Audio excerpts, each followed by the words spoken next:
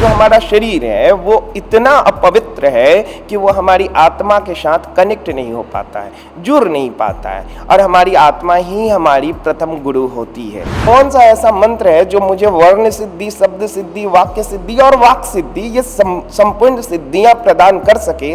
तो ये एक ही मंत्र जो मुझे आज तक दिखा है वो है राम मंत्र। जो बाकी के नाम जप हैं, जैसे कि राधा जी के हैं, जैसे कि कृष्ण जी के हैं, जैसे कि शिव जी के हैं, तो इनके द्वारा भक्ति प्राप्ति होती है। योग में कहा जाता है कि जो पंच तत्व हैं वो पंच तत्व ही हमें ज्ञानी बनाते हैं, उसके लिए आपको किताबों को पढ़ने की जरूरत नहीं है। नमस्कार, मैं हूँ प्रियंवदा तिवारी और आप देख रहे हैं तिलक पत्रिका। सनातन धर्म में मंत्रों का विशेष महत्व बताया गया है। ऐसे में अभी हमारे साथ अमृतेश कुमार भास्कर जी जुड़ चुके हैं, जिनसे हम जानते हैं कि मंत्रों के जाप से हमारे जीवन में कौन से बदलाव आते हैं। हाँ जी, नमस्कार, बहुत बहुत धन्यवाद तिलक पत्रिका के लिए। और तिलक के जो कार्यक्रम चल रहे हैं बहुत ही बेहतरीन है, क्योंकि जिसकी हमें आवश्यकता है, जिसकी भारतीयों को आवश्यकता है, उसको अगर कोई प्रमोट कर रहा है तो उसके लिए मेरे तरफ से बहुत बहुत धन्यवाद और बहुत बहुत आभार। मंत्रों की बात की जाए तो मंत्र जो है हमारे लिए पूर्वजों ने हमारे उसको क्रिएट किया था, बनाया था, ढूंढा था। एक्चुअली बनाना मैं कहूँ तो वो उत्तम नहीं होगा, क्योंकि ये प्राकृत भाषा से उत्पन्न हुआ मंत्र है, और जो भी हम शब्दों का उच्चारण करते हैं वो उच्चारण स्थान हमें ईश्वर ने दिया है, अतः ये प्राकृतिक रूप से हमें मिला हुआ है। परंतु इसे ढूंढना आवश्यक था, अतः हमारे जो पूर्वज थे उन्होंने इसे ढूंढा, और ढूंढा ही नहीं, इसको बहुत ही तरीके से हमारे लिए उपलब्ध करवाया, ताकि किस मंत्र से कौन से लाभ हम प्राप्त कर सकते हैं। तो मंत्रों से विशेष तौर पे क्या लाभ हो सकता है, अगर हम इस प्रश्न का उत्तर ढूंढें तो एक जानवर मनुष्य के रूप में बन सकता है, और एक मनुष्य देवता के समान बन सकता है। जानवर का मतलब ये नहीं कि हम कुत्ते को मंत्र सुनाएं या मंत्र करके पानी पिलाएं तो वो इंसान बन जाएगा, ऐसी बात नहीं है। ऐसे चमत्कार कहीं और हो सकते हैं कि मेढक को हम इंसान बना दें, मेरा ये तात्पर्य नहीं है। मेरा ये तात्पर्य है कि मूढ़ व्यक्ति भी अगर मंत्रों का जाप करता है, मंत्रों की श्रवण करता है, मंत्रों से स्वयं को लाभान्वित करने की कोशिश करता है, तो वो पूर्ण मनुष्य बन सकता है। अगर कोई साधारण मनुष्य करता है तो वह ईश्वर के समान, देवता के समान बन सकता है, इसमें कोई डाउट नहीं है। तो मंत्रों का प्रभाव सिर्फ हमारे मानसिक, बौद्धिक और शारीरिक स्तर को नहीं अच्छा करता, बेहतर करता, अपितु हमारी आत्मा को भी शुद्ध करता है। हमारी आत्मा कभी हालांकि अशुद्ध होती नहीं है, जैसा कि गीता में श्री कृष्ण ने बताया है। अशुद्ध और शुद्ध का मतलब ये हुआ कि जो हमारा मन है, बुद्धि है, जो हमारा शरीर है, वो इतना अपवित्र है कि वो हमारी आत्मा के साथ कनेक्ट नहीं हो पाता है, जुड़ नहीं पाता है, और हमारी आत्मा ही हमारी प्रथम गुरु होती है। जो गुरु होता है वही आपको आदेश दे, वही आपको संरक्षित करता है, वही आपको मार्गदर्शन करता है। अगर आप उसी से कनेक्ट नहीं होंगे तो आप जानवर के समान हैं। अतः आत्मा से जोड़ना ही मंत्रों का काम है। जैसे ही मंत्र आपको आत्मा से जोड़ता है, वैसे ही आपको एक गुरु की प्राप्ति होती है, और गुरु ही आपको गाइड करके एक मनुष्य बनाता है, और फिर वो प्रक्रियाएं आगे बढ़ती जाती हैं और आप देवता के समान हो जाते हैं। देवता का तात्पर्य ये हुआ कि देवताओं के जो गुण हैं वो गुण आपके अंदर विद्यमान हो जाते हैं। जैसे कि सूर्य का काम है, जो वो सूर्य भली भांति कर रहा है, अगर सूर्य अपना कार्य करना बंद कर दे तो क्या होगा, आप इस पे विचार कर सकते हैं। वैसे ही अगर कोई मनुष्य है और उसमें अगर देवतुल्य गुण आ गए तो अपना धर्म वो निभाएगा ईमानदारी के साथ और ज्ञान के साथ। तो मंत्रों से हम सिर्फ ज्ञान मार्ग ही नहीं बनते, चूँकि जो अभी बहुत सारे लोग ये समझने की कोशिश करते हैं कि हम नाम जप करते हैं या विभिन्न प्रकार के मंत्र करते हैं, हम कौन से मंत्र करें जिससे कि लाभ हो। तो मैं अभी जो मेरा रिसर्च और डेवलपमेंट है, क्योंकि मैं अनुसंधान करने वाला व्यक्ति हूँ, मेरा कोई ऐसी मान्यता नहीं है जिन मान्यताओं को मैं प्रमाणित रूप से ना देख पाया हूँ, ना समझ पाया हूँ, तो मैं उसे नहीं बोल सकता। ना ही मैं कोई किताबी ऐसी ज्ञान को बांटूंगा जो कि लोग आसानी से बुक में पढ़ सकते हैं। तो मेरा ये मानना है कि नाम जप में कुछ ऐसे मंत्र हैं जिनके जाप करने से आपके शब्दों की सिद्धि, सबसे पहले तो वर्णों की सिद्धि प्राप्त होती है। वर्णों की सिद्धि यानी कि जो आप संस्कृत व्याकरण या हिंदी व्याकरण में वर्ण पढ़ते हैं उन वर्णों की सिद्धि प्राप्त होती है उच्चारण स्थान से। जैसे हमको अगर गाना होगा तो हम एक प्रैक्टिस करेंगे, रियाज करेंगे। जब रियाज करेंगे तो हमें गाना की मधुरता धीरे धीरे आने लगेगी और वह लोगों को श्रवण करने में अच्छा लगेगा, लोग उससे प्रभावित होने लगेंगे। वैसे ही जब हम वर्णों की सिद्धि कर लेते हैं, वर्णों के उच्चारण स्थान को समझ जाते हैं, तो हमारे पास आती है वर्णों की सिद्धि। जब वर्ण की सिद्धि मिलती है उसके बाद आती है शब्दों की सिद्धि। शब्द बनते हैं, शब्दों के उच्चारण हम अच्छे से कर पाए। फिर आती है वाक्य की सिद्धि और फिर आती है वाक सिद्धि। तो ये एक प्रोसेस है जिसको बार बार प्रैक्टिस करने के बाद ही मिलती है। तो कहा यह जाता है कि कौन सा ऐसा मंत्र है जो मुझे वर्ण सिद्धि, शब्द सिद्धि, वाक्य सिद्धि और वाक सिद्धि ये संपूर्ण सिद्धियां प्रदान कर सके। तो ये एक ही मंत्र जो मुझे आज तक दिखा है वो है राम मंत्र।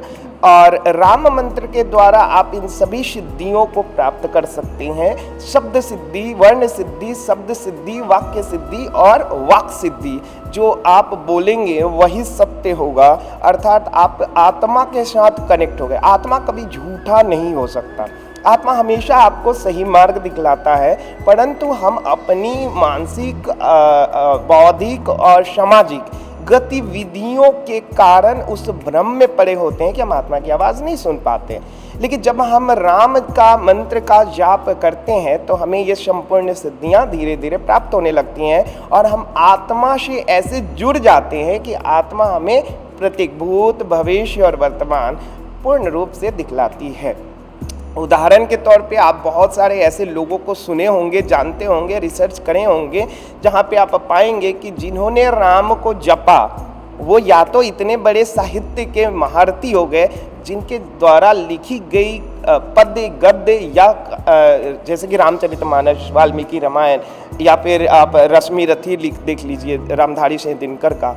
तो इन लोगों के द्वारा जो लिख दी गई चीज़ें वो दुनिया में कोई दोबारा नहीं लिख सकता।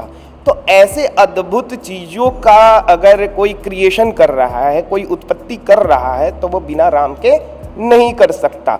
इसके अलावा के जो बाकी के नाम जप हैं, जैसे कि राधा जी के हैं, जैसे कि कृष्ण जी के हैं, जैसे कि शिव जी के हैं, तो इनके द्वारा भक्ति प्राप्ति होती है, ज्ञान प्राप्ति होती होगी, मुझे इसमें कोई शंका नहीं है, परंतु वो सिद्धियों की जो मैं बात कर रहा हूँ वो प्राप्त बिल्कुल नहीं होता। हाँ, भक्ति मार्ग प्राप्त होता है, राधा जी के चरण मिलते हैं। राधा जी ऐश्वर्य की देवी हैं, है ना। राधा जी वो संपूर्ण, चूँकि भौतिक जगत में जब आप जन्म लेते हैं तो आपको क्या चाहिए? ऐश्वर्य ही तो चाहिए, और कुछ तो चाहिए होता नहीं है। आपको मर्सिडीज गाड़ी मिल जाए, आपके आगे पीछे 100 लोग घूमें, आपके आगे पीछे लोग हाथ जोड़ के वंदन करने के लिए घूमे, आपको एक दर्शन प्राप्त करने के लिए प्रेरित रहे, तो ये राधा जी के चमत्कार हैं, कृष्ण जी के चमत्कार हैं। ये ऐश्वर्य प्राप्ति है, ये ज्ञान प्राप्ति नहीं है। जब हम ज्ञान प्राप्ति के मार्ग की बात करेंगे तो वहाँ पे नाम जप में राम नाम जप ही उत्तम माना जाता है।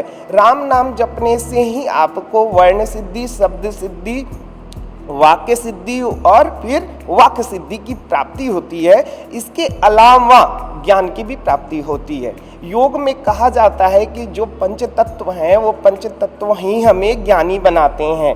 उसके लिए आपको किताबों को पढ़ने की ज़रूरत नहीं है, आप संपूर्ण विषयों के ज्ञाता बन सकते हैं अगर आपके पास आत्मा का नॉलेज है, आपके पास ब्रह्म का ज्ञान है, ब्रह्मरंध्र का ज्ञान है जो हमारा सहस्त्रार में होता है। तो ये सहस्त्रार का कनेक्शन कैसे बनेगा, इसके लिए उत्तम है कि राम नाम जप करके प्रैक्टिकल किया जाए और प्रैक्टिकल करके अपने अनुभव को स्वयं से दिखा जाए। जी, जो मंत्र होते हैं कितने प्रकार के होते हैं और उनका प्रभाव कितना दिन तक होता है? मंत्रों के प्रभाव बहुत ही शॉर्ट टर्म के लिए होते हैं, ज़्यादा लंबे नहीं होते हैं। सबसे आवश्यक तो ये है कि समझना कि मंत्रों के प्रभाव कब शुरू होते हैं। देखने में देखा जाए तो जैसे कि अगर मैं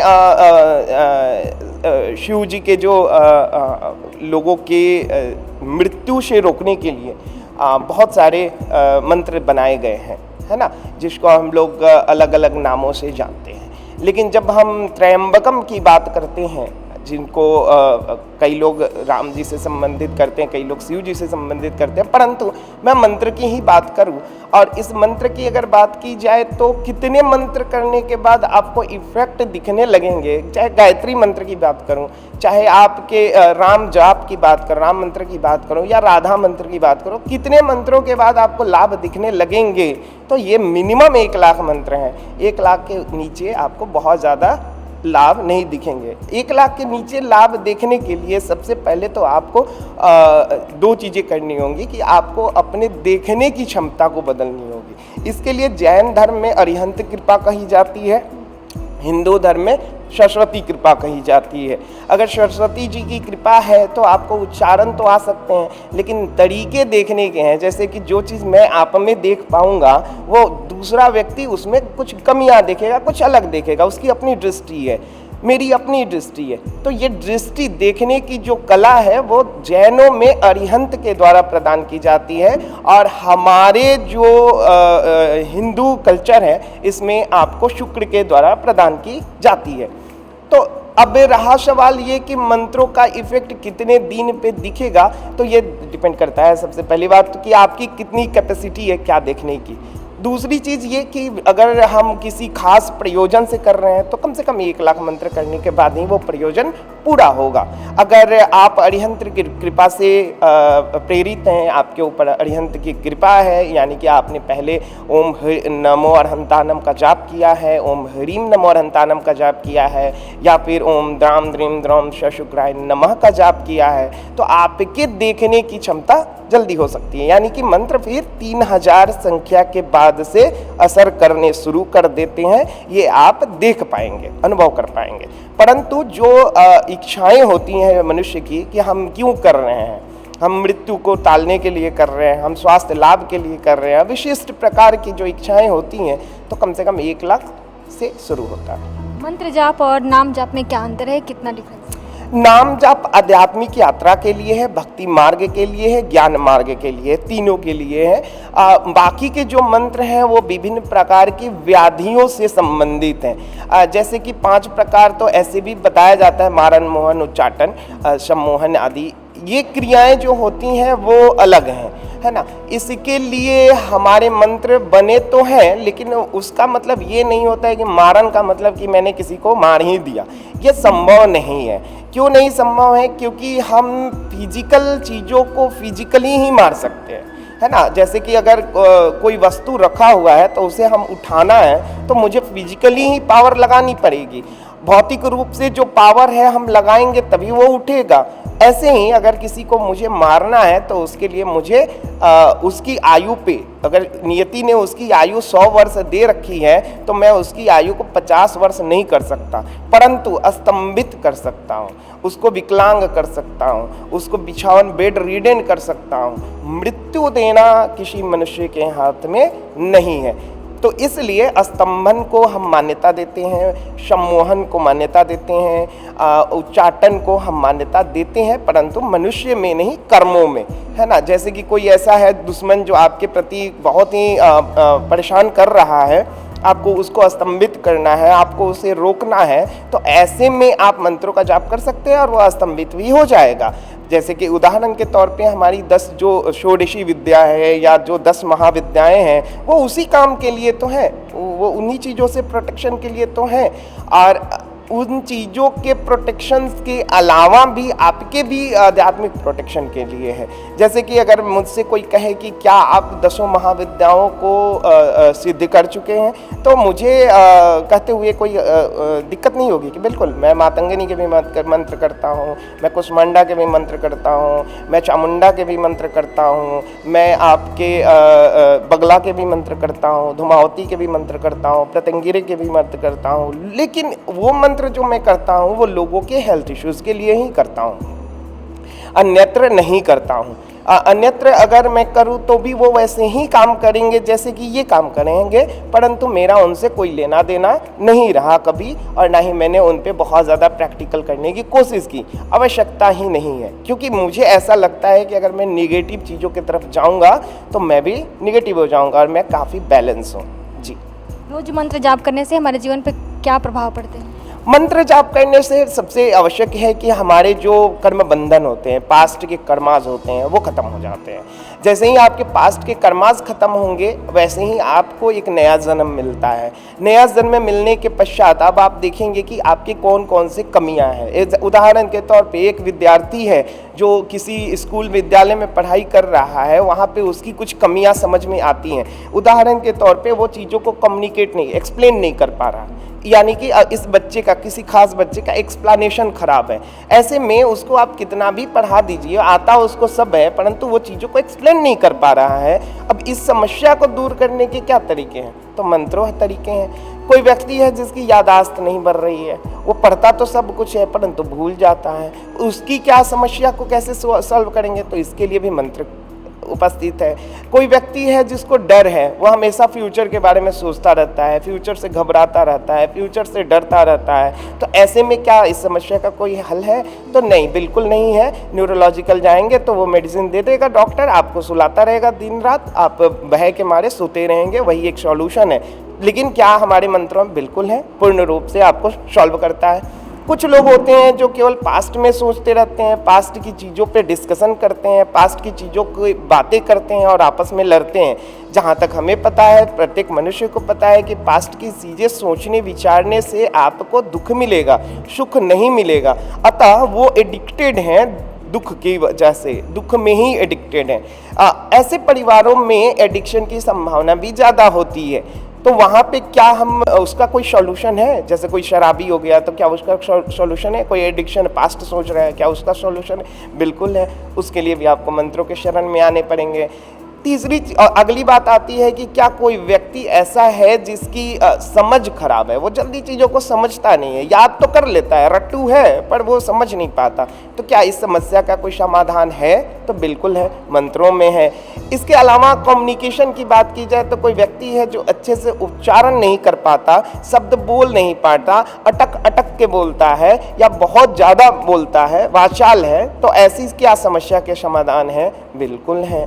तो आप देख पा रहे हैं कि जितने भी हमारे गुण होते हैं उसको हम लोग सॉल्व कर सकते हैं। कौन से मंत्र हैं जिसे? जी, ऐसे बहुत सारे अलग अलग मंत्र हैं। उदाहरण के तौर पे अगर किसी व्यक्ति को भविष्य से डर लगता है, फ्यूचर से डर लगता है, तो उसके कुछ विशिष्ट गुण होंगे। पहला गुण तो ये होगा कि उसके परिवार में जो उसकी, अगर महिला है कोई, तो उसके पिता को हार्ट अटैक की समस्या होगी या तो उनकी मृत्यु हो चुकी होगी। अगर पुरुष है कोई तो उसकी माता या पिता किसी एक को अर्थराइटिस की समस्या होगी।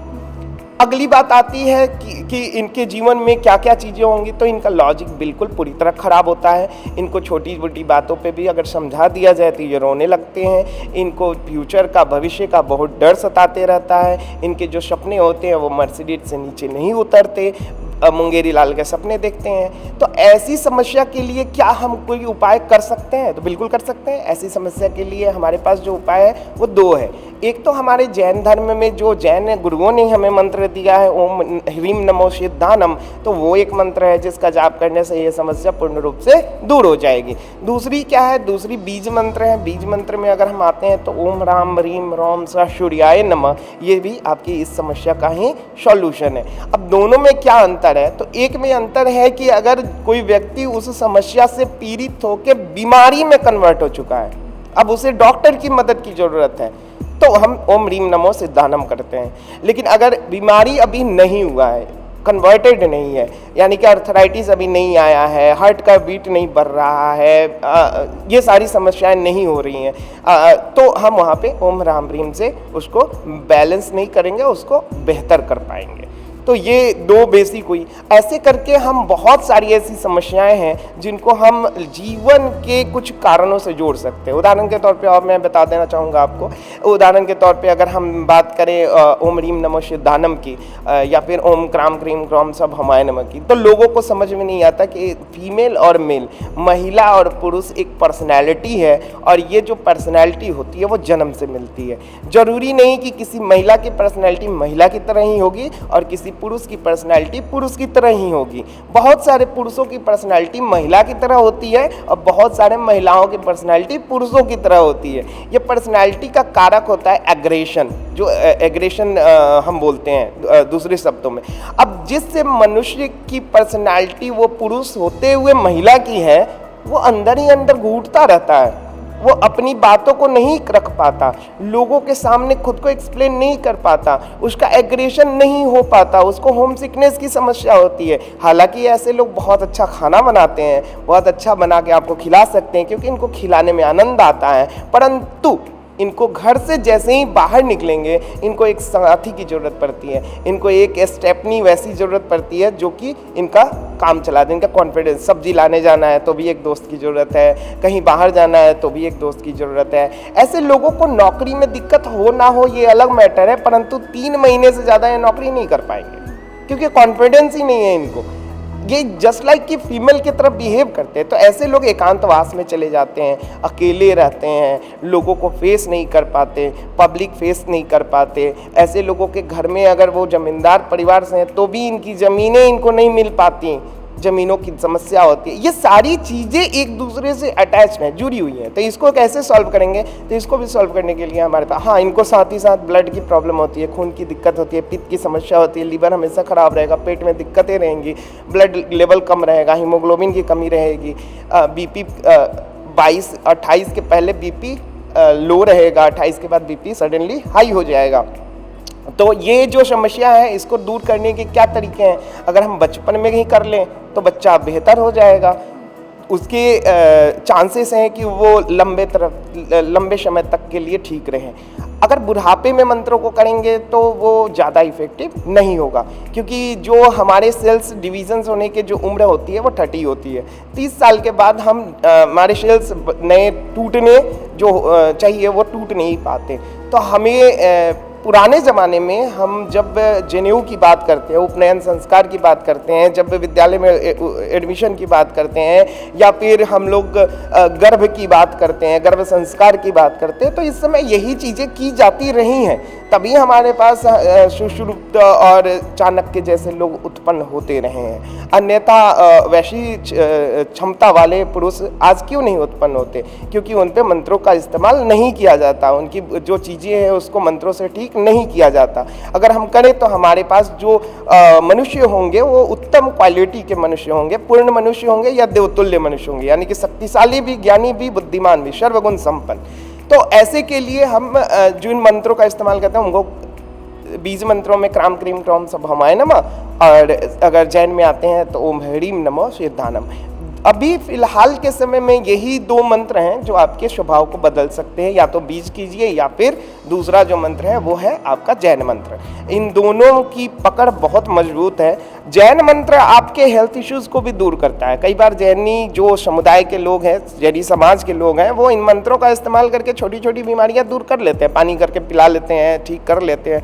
लेकिन सच्चाई ये है कि उनको भी नहीं पता कि इससे और भी कठिन से कठिन बीमारियां, कठिन से कठिन हमारे स्वभाव परिवर्तित किए जा सकते हैं। जी, कहा जाता है कि महिलाओं को ओम का जाप नहीं करना चाहिए, इसमें कितनी सच्चाई है? बहुत बकवास है। महिला और पुरुष एक पर्सनैलिटी है, इसका हमारे, चूँकि मैं तो प्रैक्टिकल व्यक्तित्व हूँ तो इसका उससे कोई लेना देना नहीं। जिसको नाक है वो ओम कर सकता है, और जिसको मुंह है वो ओम कर सकता है। और महिलाओं को भी नाक और मुंह होते हैं, पुरुषों को भी नाक और मुंह होते हैं, तो लाजमी है कि वो कर सकते हैं ओम। जो व्यक्ति ओम बोल सकता है, ओम का उच्चारण कर सकता है, उसको ओम करना चाहिए। उदाहरण के तौर पे अगर मैं आपकी बात से थोड़ा सा और रिलेट करूं तो जानवरों के पास भी तो कुछ चीज़ें होती हैं। गैया बोलती है माँ, तो उसमें ओम नहीं निकल रहा है। मेढक बोलता है टर टर टर टर। आप सुनेंगे तब ना, आपकी कितनी क्षमता है देखने की, समझने की। मैंने कहा ना, जिस पे अरहंत की कृपा होगी वही देख सकता है, जिस पे शुक्र की कृपा होगी वही देख सकता है। तो आप कितना देख रहे हैं वो डिपेंड करता है आप पे। कुत्ता भौंकता है, भाव भाव भाव भाव भाव भाव भाव, क्या इसमें ओम नहीं निकल रहा है? मैं उच्चारण कर रहा हूँ भाव भाव भाव भाव भाव, देखिए बैकग्राउंड में ओम निकल रहा है कि नहीं निकल रहा है? तो किसको मना कीजिएगा कि वो मत करो करो? ये संभव नहीं है प्रैक्टिकल तौर पे कि महिला करेगी कि पुरुष करेगी। जानवरों को कौन रोकेगा? आजकल लोग चलते फिरते भी मंत्रों का जाप करते हैं, नाम जप करते हैं, उसमें कितना फ़ायदे होते हैं, कितना कारण? बहुत फ़ायदा है, बहुत फ़ायदा है। करना चाहिए। मैं लोगों को सजेस्ट करता हूँ कि आप चलते फिरते मंत्रों का जाप करें, मंत्र को अपना स्वयं का संगी बनाए, साथी बनाए। मंत्र के लिए आपको जरूरी नहीं है कि बहुत पवित्र होना, मंत्र के लिए जरूरी नहीं है कि आपको बहुत शुद्ध होना। मंत्र का मतलब होता है आपका मन शुद्ध होना चाहिए, आपकी आत्मा शुद्ध होनी चाहिए, आपके आत्मा से कनेक्शन है। शरीर कभी शुद्ध हो नहीं सकता, आपकी नाक कभी शुद्ध नहीं हो सकती, आपके मुख कभी शुद्ध नहीं हो सकते, आपका पेट कभी शुद्ध नहीं हो सकता। तो शरीर तो हमेशा दूषित ही रहता है। और दूषित का क्या तात्पर्य है? अगर कोई बच्चा मेरे सामने अगर गंदी स्थिति में है तो क्या मैं उसे गले नहीं लगाऊंगा? अगर आप गले नहीं लगाएंगे तो आप विकृत मानसिकता के हैं, आप बीमार हैं, आप मानसिक दृष्टिकोण से आप बीमार हैं, आपको इस बीमारी की इलाज करानी चाहिए। अगर घृणा किसी को किसी से आती है तो आप बीमार हैं, ये बीमारी है और ऐसी बीमारियों का इलाज संभव है, आपको इलाज कराना चाहिए। अतः किसी पवित्रता अपवित्रता की बात है ही नहीं मंत्रों में। मंत्र किसी के विषय या किसी देवी देवता का भजन नहीं है। नाम जप जो है वो स्थिति का प्रकृति है। उदाहरण के तौर पे हम शिव को जो मानते हैं, अगर शिव स्थिति में है तो उनकी जो प्रकृति है वो विनाश है। अगर विष्णु की स्थिति को मानते हैं तो विष्णु स्थिति में अगर है तो उनकी जो प्रकृति है वो पालन है। ब्रह्मा की प्रकृति है जो क्रिएशन है। अब इन तीन प्रकृतियों के अलग तो कोई जीव हो नहीं सकता। इन्हीं तीन स्वभावों से उत्पन्न प्रत्येक ब्रह्मांड का चराचर है, इन्हीं तीन गुणों के साथ है। तो अब इन्हीं तीन गुणों में से कोई गुण लेके आप आगे बढ़ेंगे। या तो आप अपने निगेटिव गुण को ज़्यादा रखें हैं, या तो आप अपने पॉजिटिव गुण को रखें हैं, या तो आप बैलेंस करके ब्रह्म चीज़ों को ब्रह्म बन चुके हैं। अगर ब्रह्म है तो आप क्रिएट करेंगे, शिव है तो आप निगेटिव चीज़ों को विध्वंस करेंगे। अगर आप विष्णु हैं तो लाजमी है कि आप समाज का पालन पोषण करेंगे। अतएव आप नाम जप जो है वो आप किसी भी स्थिति में, किसी भी परिस्थिति में कभी भी कर सकते हैं, क्योंकि मंत्र हमें सिर्फ ज्ञान नहीं, हमारे शरीर की क्रियाओं को संचालित करने में भी मदद करता है। मान लीजिए कि मैं एक गंभीर किसी बीमारी से परेशान हो गया और बेड रिडन हो गया, मुझे अपने मूत्र विसर्जन की ख्याल नहीं हो पा रहा है। ऐसी परिस्थिति में क्या मैं ये सोचूंगा कि मुझे मंत्र करने चाहिए या नहीं करने चाहिए? अगर अब मैं मंत्र नहीं करूंगा तो कब करूंगा? तो ऐसी स्थिति में तो मुझे और मंत्र करने चाहिए, मुझे श्वास लाभ चाहिए तो मुझे करने होंगे। तो इसके लिए मैं ये कहता हूँ, क्योंकि मैं भी देखता हूँ ऐसे बहुत सारी चीज़ों को जहाँ पे व्यक्ति विशेष आईसीयू में पड़ा हुआ है और आईसीयू में पड़े हुए उसको मुझे स्वास्थ्य लाभ देना है, तो मुझे मंत्र करने होंगे। क्योंकि मंत्र आपकी चिकित्सा का पार्ट है, मंत्र आपके आध्यात्मिक चिकित्सा का पार्ट है, मंत्र आपके मानसिक चिकित्सा का पार्ट है, मंत्र आपके शारीरिक चिकित्सा का पार्ट है। तो चिकित्सा की सामग्रियाँ तो हमेशा कायम रहती हैं। तो नाम जब भी आप कभी भी किसी परिस्थिति में जब आपकी इच्छा हो कर सकते हैं, इच्छा शक्ति होनी चाहिए। गायत्री मंत्र को किसको करना चाहिए और उनकी सरल विधि क्या है? कहा जाता है कि उनके उच्चारण जो है गायत्री मंत्र का धीमा करना चाहिए या तेज नहीं करना चाहिए। गायत्री देखिए, मानसिक जप के जो उदाहरण बार बार प्रस्तुत किए जाते रहे हैं। जब हम बच्चे होते हैं, छोटे क्लास में होते हैं, क्लास 1-2 में होते हैं, तो हमारे पिताजी चाटा मारते हैं, कहते हैं कि बेटा जोर से रीडिंग लगा। ठीक है, क्यों कहते हैं? रीज़न क्या है? कुछ तो कारण होगा, कुछ तो प्रायोगिक कारण रहा होगा। तो इसका रीज़न यही है कि हमारे उच्चारण स्थान अच्छे हों, हमको बोलने आए। तो जिस व्यक्ति को बोलने शुद्ध नहीं आता है वो गायत्री मंत्र मन में कर लेगा, आपको लगता है ऐसा संभव है? हम मंत्र किसे दे रहे हैं? हम मंत्र किसी को करवाने के लिए बोल रहे हैं? हम उसे बोल रहे हैं जो व्यक्ति बहुत ही मध्यम स्थिति में है, जो बहुत ज्ञानी नहीं है। अतः चूंकि अगर जो ज्ञानी है उसको आपके ज्ञान की जरूरत ही नहीं है, आप अपना ज्ञान अपने पॉकेट में रखिए, वो खुद ज्ञानी है। अतः जिन लोगों को हम ज्ञान दे रहे हैं उन्हें ये समझाना होगा कि पहले तो उच्चारण आनी चाहिए।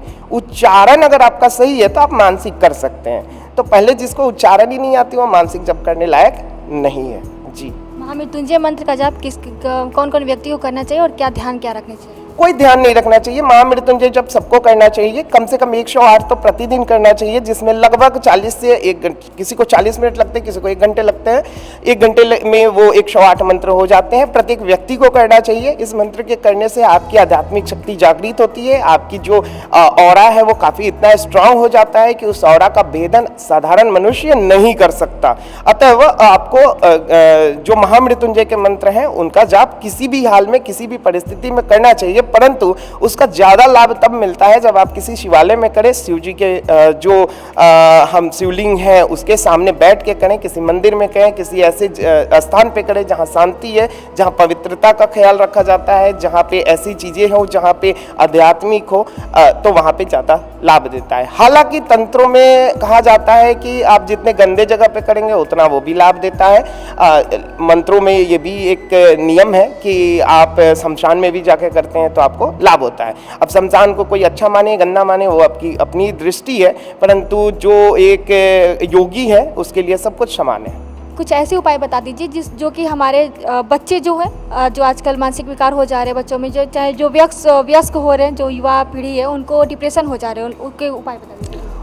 जी बिल्कुल, आपको ये समझना होगा क्योंकि हर चीज़, हर प्रत्येक बच्चे की जो बनावट होती है वो उसके माता पिता पे आधारित होती है। अतः डिफरेंट के बच्चे, डिफरेंट के बुजुर्ग, उनकी अलग अलग समस्याएं, कारण अलग अलग, परंतु जो समस्या को दूर करने की जो क्या पॉसिबिलिटीज़ है, तो उसके लिए 2 मंत्र मैं बताता हूँ आपको, क्योंकि इसको अमृत मंत्र कहा गया है। क्योंकि मैं इसके लिए बहुत सारे लोगों को करता भी हूँ। शांति मंत्र ओम द्राम द्रीम द्रोम श शुक्राय नमः बोलिए, या फिर ओम द्राम द्रावे द्रावे अमृत वर्षे वर्षे करके होता है एक मंत्र। तो इससे क्या होता है कि जो हमारी शांति है वो बहुत ज़रूरी है, मानसिक शांति बहुत ज़रूरी है, कॉन्सेंट्रेशन बहुत ज़रूरी है। तो इसके लिए मैं 2 मंत्र लोगों को रिकमेंड करूँगा। एक तो मैं आपको बोलूँगा कि ओम ह्रीम नमो अरहंतानम, ये जैन मंत्र है। अगर आप जैन मंत्र से नहीं करना चाहते हैं तो आप करिए ओम द्राम द्रीम द्रोम श शुक्राय नमः। ये आपके संपूर्ण ज्ञान चक्र को जागृत कर देगा। और दूसरा होता है ध्यान। ध्यान हमको लगाना पड़ेगा, ध्यान की स्थिति आवश्यक है,